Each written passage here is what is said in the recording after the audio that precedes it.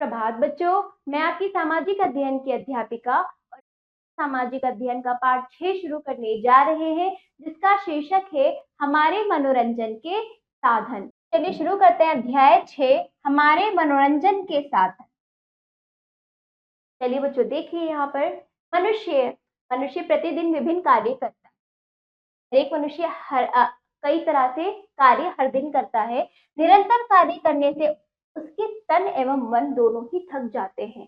कार्य करने में भी नीरसता आ जाती है ना। मन नहीं करता, मन क्या ऊब जाता है। ठीक है, अतः आवश्यक है कि उत्साह से कार्य करते रहने के लिए कार्य से कुछ समय का अंतराल, थोड़ा ब्रेक मिले और वह अपने तन एवं मन को पुनः ऊर्जावान बना सके, चुस्त दुरुस्त कर सके। मतलब वापस से उसका मन मस्तिष्क तरोताजा हो जाए, जिससे कि उसका वापस से अपने काम में मन लगे। तन और मन को पुनः ऊर्जावान, पुनः वापस से वही एनर्जी लाने के लिए बनाने का मुख्य माध्यम या साधन है मनोरंजन।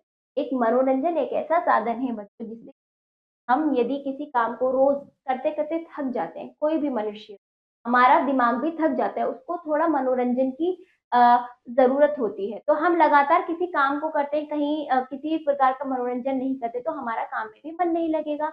तो वापस से हमें ऊर्जावान, वही एनर्जी, वही ताजगी लाने के लिए हमें मनोरंजन की आवश्यकता होती है।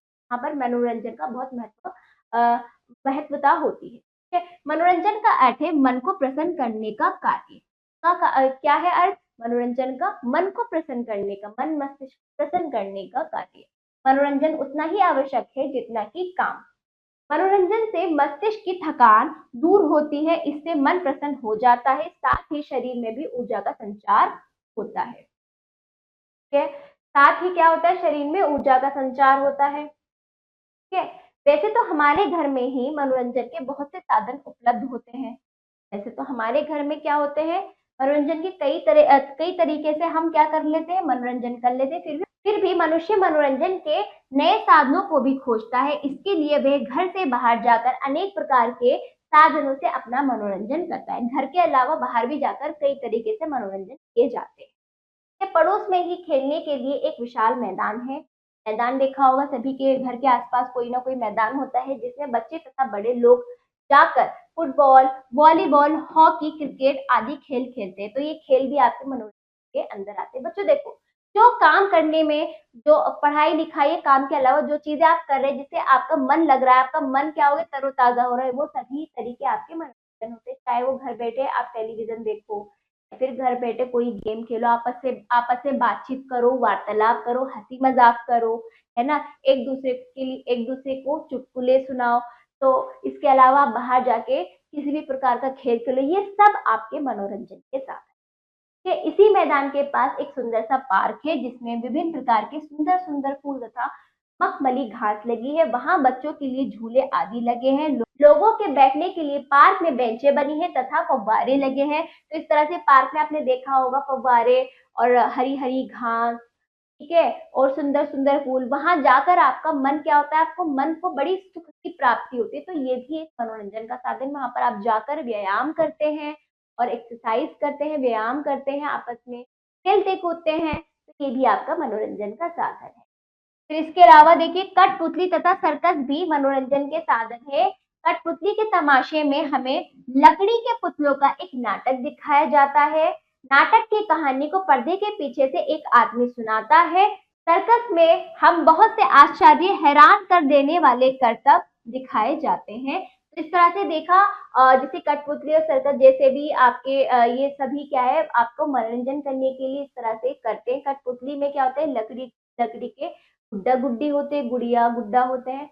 ये क्या होता है, एक कहानी रची जाती है। आपने शायद मैं बता रही हूँ बच्चों, आजकल तो खैर, पहले समय में बच्चों को इस तरह से मनोरंजन और लोगों को भी दिखाया जाता था, कठपुतली तमाशे दिखाए जाते थे। पीछे उसको उस कठपुतलियों द्वारा उस कहानी को एक व्यक्ति पर्दे के पीछे से बोला करता था। तो कहानी बड़ी अच्छी लगती थी, बहुत अच्छा मजा आता था।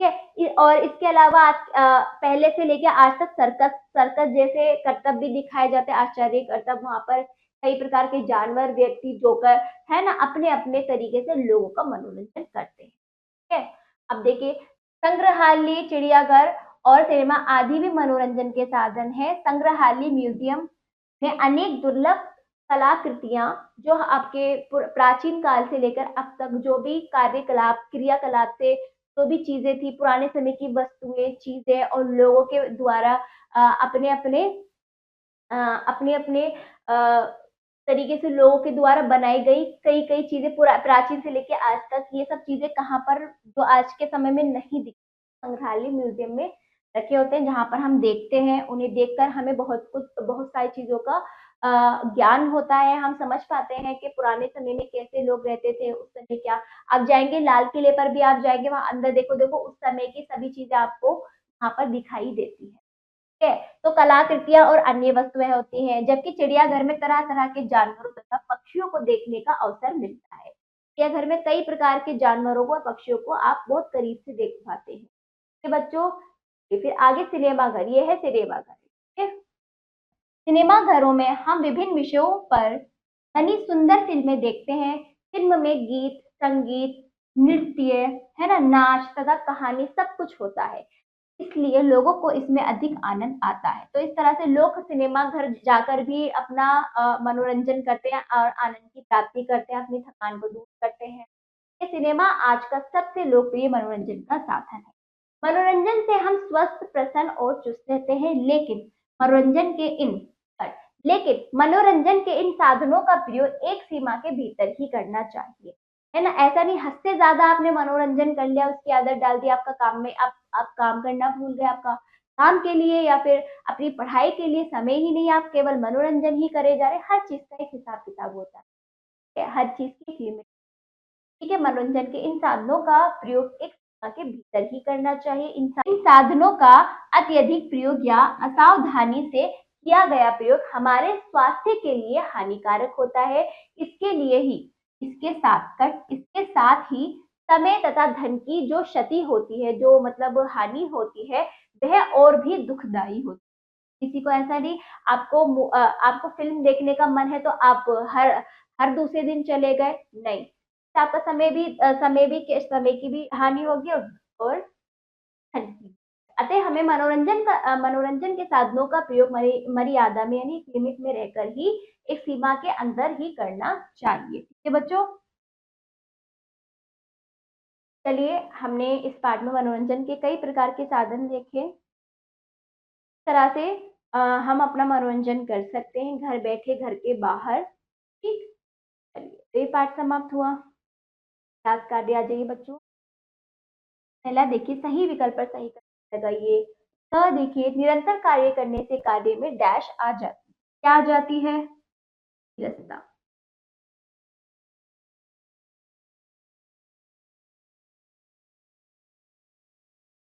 हाँ देखिए, मनोरंजन से शरीर हो जाता है क्या? सभी प्रसन्न, ऊर्जावान सभी। देखिए, घर में मनोरंजन का साधन है। घर में मनोरंजन का साधन कैरम, लूडो सभी हो। कैरम लूडो घर में तो खेल। दूसरा देखिए, रिक्त स्थानों की पूर्ति कीजिए। शब्द दिए गए हैं, खाली स्थान आपको भरने हैं। का देखिए, डैश काम करने से हम थक जाते हैं। निरंतर।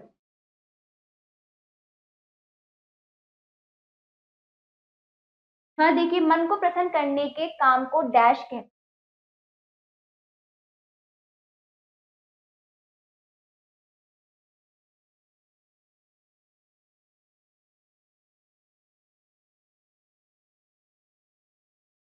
ग देखिए, मनोरंजन के डैश साधन है, अनेक साधन है।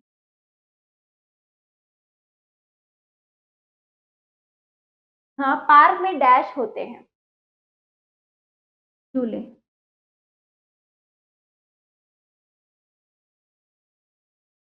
अगला, कठपुतली और डैश भी मनोरंजन के साधन है।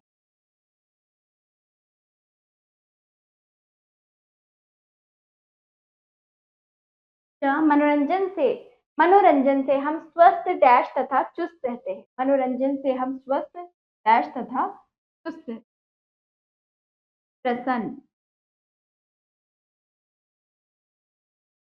प्रसन्न तथा चुस्त रहते हैं। चलिए अगला, सही वाक्यों के सामने सही तथा गलत वाक्यों के सामने गलत का चिन्ह लगाइए। तो देखिए बच्चों, लगातार कार्य करके व्यक्ति का मनोरंजन होता है, गलत। घर से बाहर मनोरंजन का कोई साधन नहीं है, गलत। सिनेमा में हम अनेक प्रकार की पुस्तकें पढ़ते हैं, गलत।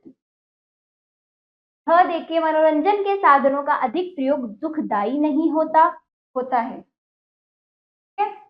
अगला, चिड़ियाघर में हम विभिन्न पशु पक्षी देखते हैं, सही। तो हमने ये अभ्यास पूरा कर लिया। अगला देखिए, निम्नलिखित प्रश्नों के उत्तर दीजिए। इन प्रश्नों को पढ़कर इनका उत्तर पाठ के अनुसार, जैसे आपको पाठ समझ है, लिखित रूप में ये पाठ समाप्त होता है।